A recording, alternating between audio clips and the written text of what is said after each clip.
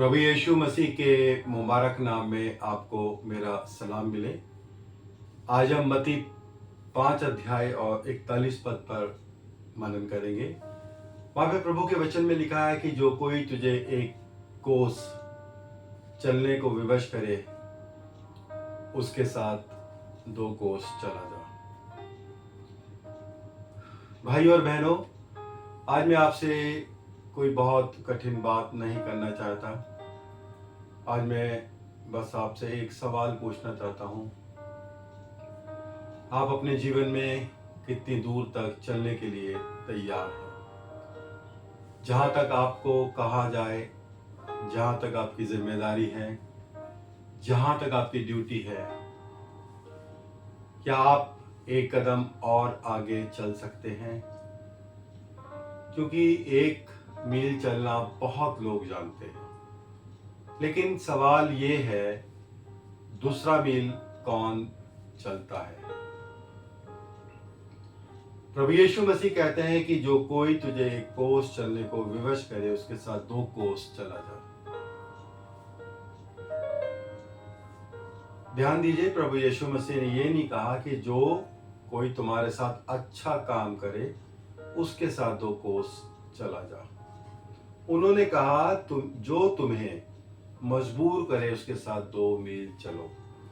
और प्रभु यीशु मसीह ये आज्ञा उस समय दे रहे हैं जब रोमन साम्राज्य में बहुत कठोर कानून है, और जब उन्होंने ऐसा कहा तो हो सकता है कि लोगों को बहुत बुरा भी लगा होगा, क्योंकि यहाँ 1 मील चलना ही, बेगार में किसी के वजन उठाकर जाना बहुत बड़ी बात है। और दूसरा मील चलने के लिए यहाँ पे प्रभु यीशु मसीह कह रहे हैं।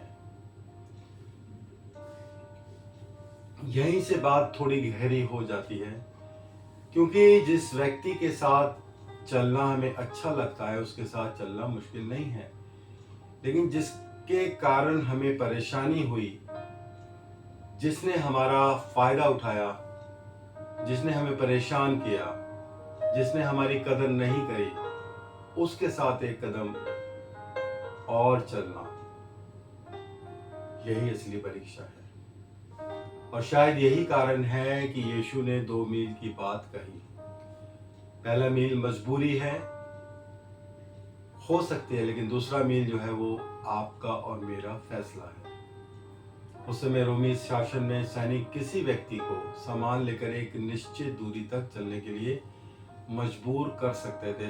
इसलिए पहला मील ऐसा था जिसे व्यक्ति शायद अपनी इच्छा से नहीं बल्कि मजबूरी में चलता था, लेकिन दूसरा मील वह उसकी अपनी पसंद थी।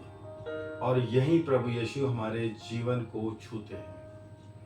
पहला मील मुझे करना ही पड़ेगा, दूसरा मील मैं करना चाहता हूँ। पहला मील में ड्यूटी है तो दूसरे मील में दिल है।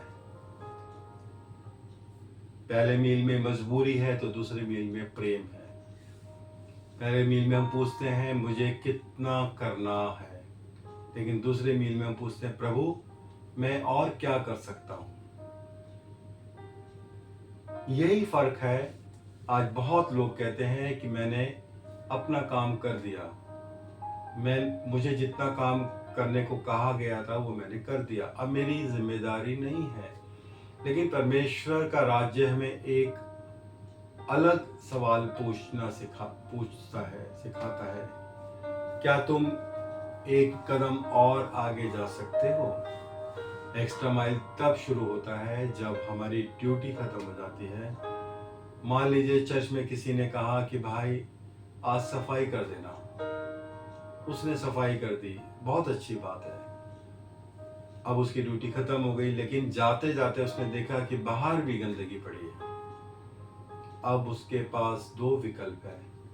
वो कह सकता है बाहर की सफाई मेरी जिम्मेदारी नहीं है, या वो कह सकता है कि चलो ये भी कर देता हूँ। यही दूसरा मील है।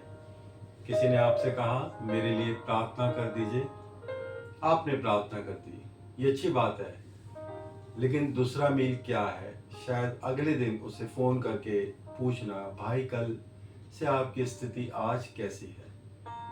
मैं अभी भी आपके लिए प्रार्थना कर रहा हूँ। यही एक्स्ट्रा माइल है। किसी नए व्यक्ति को चर्च में देखा, हमने बस इतना कहा आइए बैठ जाइए, लेकिन दूसरा मील क्या है? उसके पास जाकर बैठना, उससे नाम पूछना, उससे बात करना, उससे महसूस कराना कि आप यहाँ अकेले नहीं हैं। कभी कभी किसी व्यक्ति को यीशु के बारे में सुनने से पहले उसे यीशु का प्रेम हमारे जीवन में दिखाई देना बहुत ज़रूरी होता है। दूसरा मील असली परीक्षा तब बनती है जब सामने वाला धन्यवाद ना दे। अब मैं आपसे एक कठिन सवाल पूछता हूँ। क्या आप तब भी किसी के लिए अच्छा काम करेंगे जब वह आपको धन्यवाद ना दे?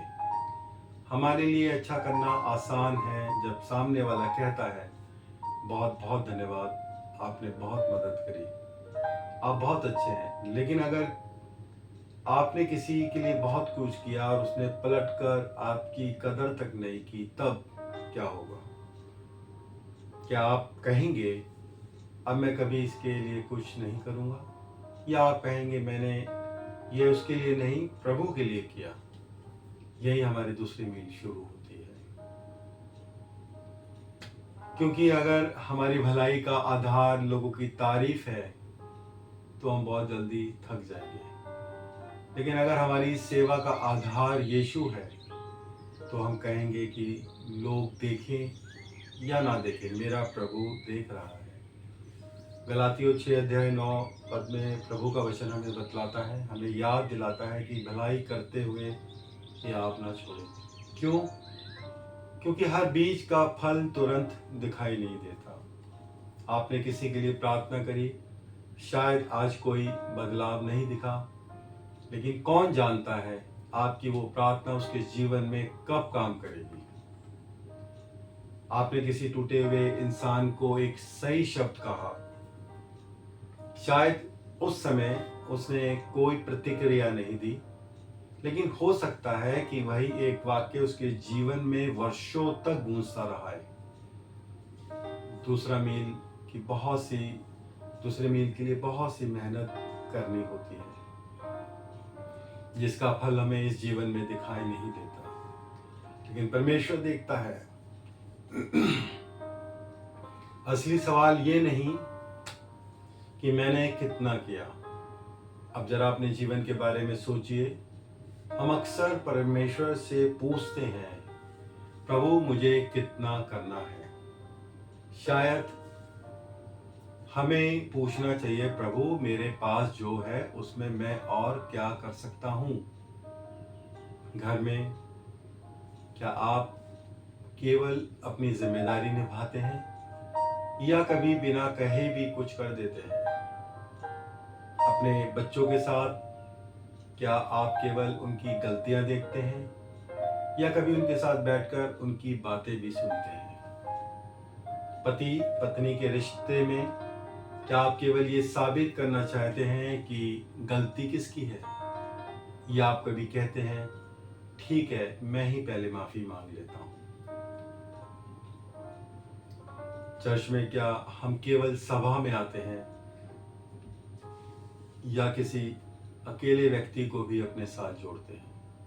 प्रार्थना में क्या हम केवल अपनी ज़रूरतें बताते हैं या किसी दूसरे दर्द को भी अपनी प्रार्थना में जगह देते हैं? यही है दूसरा मील, इसी में आशीष छुपी हुई है। एक्स्ट्रा माइल का मतलब यह नहीं कि हम खुद को कुचलते रहें। यहाँ एक बात समझना बहुत ज़रूरी है साथियों। एक्स्ट्रा माइल का मतलब ये नहीं कि हम हर गलत व्यवहार को एक्सेप्ट करते रहें। ये नहीं कि हम अन्याय को सही कहें, और ये भी नहीं कि हमें अपनी सीमाएं नहीं रखनी है, बल्कि इसका मतलब है हमारे साथ जैसा भी व्यवहार हो, हम अपने हृदय को कड़वाहट के हवाले नहीं करेंगे। कोई हमको चोट पहुंचा सकता है, लेकिन वो ये तय नहीं कर सकता कि आपके अंदर क्या पैदा होगा। वह आपके दुख और मुझको दुख दे सकता है, लेकिन आपको नफरत करनी है या प्रेम करना है, ये फैसला मेरा और आपका है। कोई आपको एक मील तक खींच सकता है, लेकिन दूसरा मील आपके हृदय का फैसला है। यही मसीह जीवन की खूबसूरती है। यीशु ने दूसरा मील केवल सिखाई नहीं दी, बल्कि खुद चला। अब जरा यीशु को देखिए, उन्होंने हमारे लिए केवल उतना नहीं किया जितना जरूरी था, उन्होंने अपना जीवन दे दिया। हम पापी थे, फिर भी उन्होंने हमें प्रेम किया। हम योग्य नहीं थे, फिर भी उन्होंने हमारे लिए क्रूस उठाया। हम उसके पास नहीं आए, फिर भी वो हमारे पास आए। क्रूस शायद इतिहास की सबसे बड़ी एक्स्ट्रा माइल है, क्योंकि वहां यीशु के पास रुक जाने का अधिकार था, लेकिन उन्होंने प्रेम में आगे कदम बढ़ाया। और इसलिए जब हम दूसरों के साथ दूसरा मील चलते हैं, तो हम सिर्फ एक अच्छा काम नहीं करते, बल्कि हम अपने जीवन में यीशु का चरित्र को दिखा रहे होते हैं। शायद आपका दूसरा मील किसी की जिंदगी बदल सकता है। आपको पता भी न चले आपका दूसरा मील ने क्या किया है। आपने किसी को फोन किया, आपको लगा बस ऐसे ही कर दिया, लेकिन शायद वो व्यक्ति उस दिन टूट चुका था। आप उसके पास बैठे, आपको लगा कि मैंने तो सिर्फ 10 मिनट दिए, लेकिन शायद महीनों बाद पहली बार किसी ने उसकी बात सुनी, आपने किसी को माफ कर दिया, आपको लगा मैंने तो अपना मन हल्का कर लिया। लेकिन शायद आपके इस फैसले ने एक परिवार को टूटने से बचा लिया।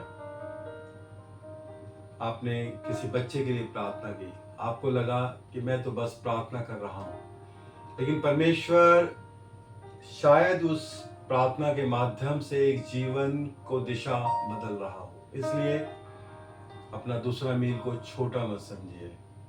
आपका एक कदम परमेश्वर के हाथ में किसी और के लिए बहुत बड़ा उत्तर बन सकता है। अब सवाल मेरे और आपके सामने है, भाई और बहनों, आज मैं आपको कोई बहुत बड़ी चुनौती नहीं देना चाहता हूं, मैं सिर्फ एक सवाल छोड़ना चाहता हूं। आपका दूसरा मील क्या है? आपके घर में, आपके विवाह में, आपके बच्चों के साथ, आपके चर्च में, आपकी प्रार्थना में, आपकी सेवा में, आपके पड़ोसी के साथ, किसी ऐसे व्यक्ति के लिए जिसे आप पसंद नहीं करते, किसी ऐसे व्यक्ति के लिए जिसने आपको चोट पहुंचाई है, आपका दूसरा मील कौन सा है? क्योंकि हो सकता है कि आपका पहला मील बहुत अच्छा हो, आप जिम्मेदार हैं, आप अपनी ड्यूटी करते हैं, आप सभा में आते हैं, आप प्रार्थना करते हैं, आप सेवा करते हैं, लेकिन आज यीशु शायद पूछ रहे हैं कि क्या तुम एक कदम और आगे चलोगे मेरे लिए? इन सारी बातों का निष्कर्ष क्या निकलता है?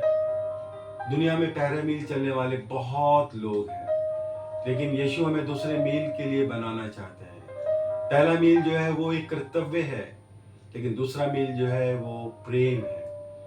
पहला मील जो है वो एक जिम्मेदारी है, लेकिन दूसरा मील एक समर्पण है, एक डेडिकेशन है।